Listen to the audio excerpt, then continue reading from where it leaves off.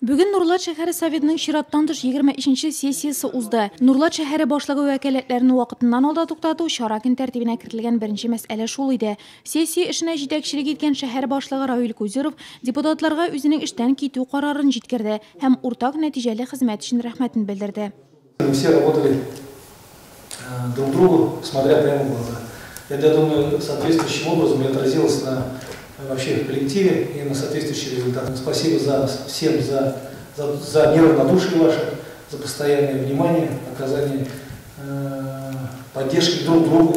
Депутатлар Равил Кузировның гаризасын канәгатьләндерде. Алга таба сессияне шәһәр советының яше буенча иң олы депутаты Евгений Савинов дәвам итте. Ул депутат корпусы исеменнән шәһәр башлыгына үз теләкләрен җиткерде. Шунда ук депутатлар Равил Кузировның шәһәр советы депутаты вәкаләтләрен вакытыннан алда туктату турында белдерүен дә канәгатьләндерделәр. Депутатлар сессияда каралган һәр мәсьәлә буенча тиешле карарлар кабул иттеләр.